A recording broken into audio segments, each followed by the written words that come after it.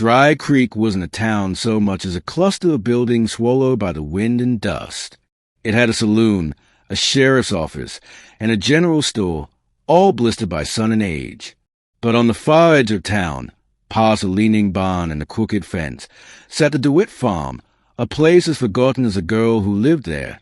Evelyn DeWitt, barely 20, slept in the chicken coop.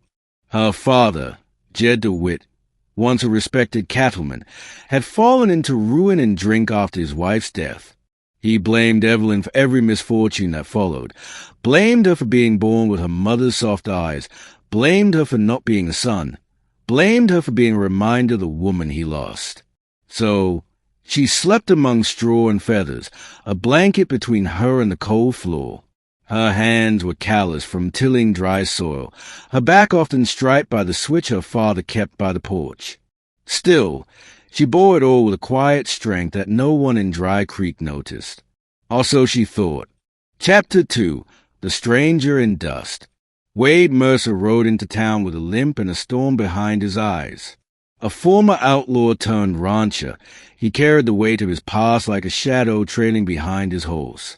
After years of running with a rough crowd along the border, Wade had bought himself a patch of land west of Dry Creek, determined to build a life that didn't involve guns or guilt. But redemption wasn't easy owned in a place where people never forgot your sins. Stopping at the general store, Wade overheard the sheriff talking to the storekeeper. "That DeWitt girl? Poor thing sleeping in a chicken coop, I swear it. Fellow won't even let her near the house no more." Wade froze.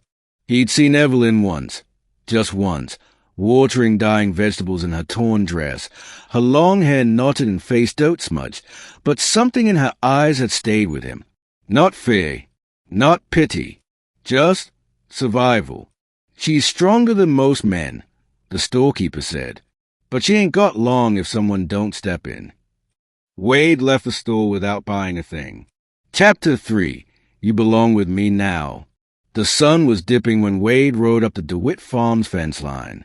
Evelyn stood outside the coop, feeding the chickens with cracked hands and a dull gaze. Jed stumbled out from the porch, half drunk. "You got business here." Wade dismounted slowly. "I'm here for her." Evelyn froze. Jed laughed, coughing whiskey. "She ain't for sale, Mercer." Wade's hand hovered near his belt, not on his gun, but close enough. "She ain't livestock. She's a human being." Jed spit into the dust. "Then she can stay in the coop." Wade turned to Evelyn. "You don't have to live like this."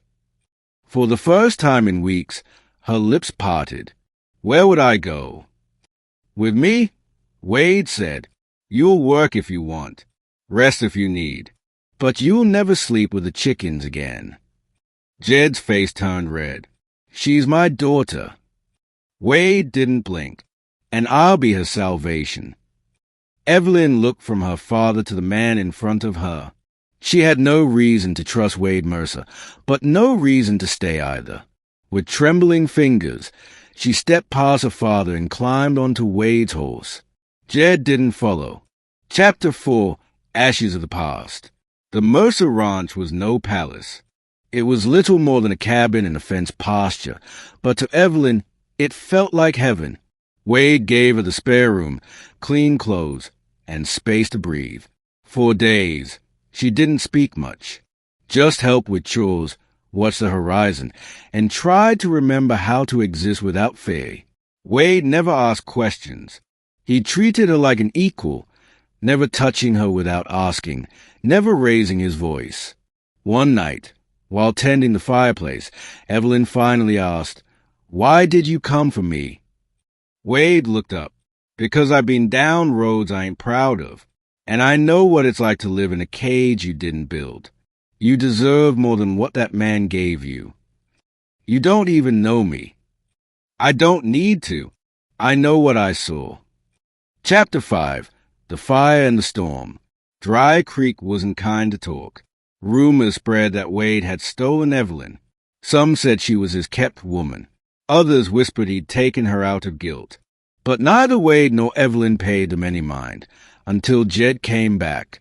He showed up at the ranch one evening, gun in hand, fury in his step. "You stole my daughter, Mercer." Evelyn stepped between them. "He saved me." Jed raised the barrel toward Wade. "She's mine." Wade, calm as dusk, drew his revolver but didn't aim. "She ain't a thing to be owned. She stays because she wants to." Jed's hand trembled. Evelyn stepped forward, her voice steel. "Put the gun down, Pa, or shoot me first." Jed's arm dropped. The bottle clinked from his coat pocket as he slumped to his knees, sobbing into the date. "I lost your mother, Evie, and then I lost myself." Evelyn didn't answer. She just turned and walked back into the house. Wade followed her in silence. That night, Wade buried Jed's gun under a cottonwood tree. Chapter 6. Spring's Redemption. As winter thawed into spring, Evelyn's eyes began to brighten. She learned how to ride, how to shoot a rifle, and how to mend a fence.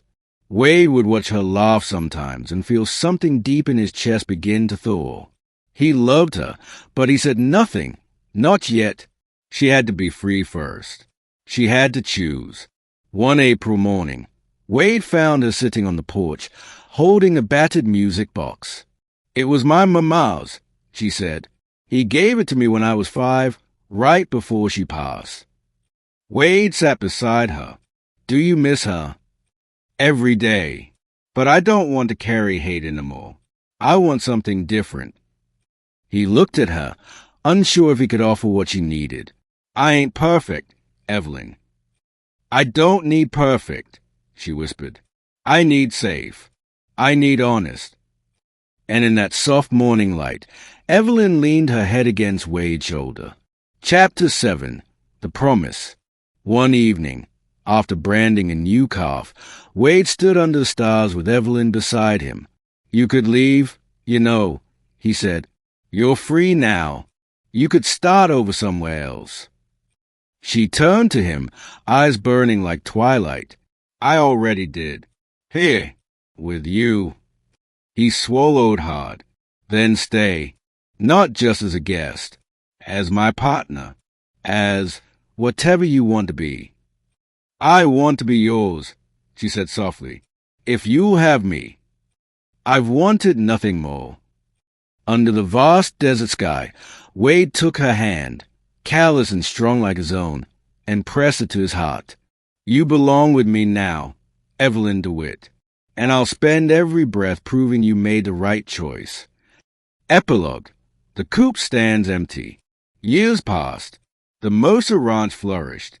People in Dry Creek stopped whispering and started respecting. Wade and Evelyn adopted orphan children, gave food to drifters, and rebuilt the DeWitt farm into a sanctuary for runaways.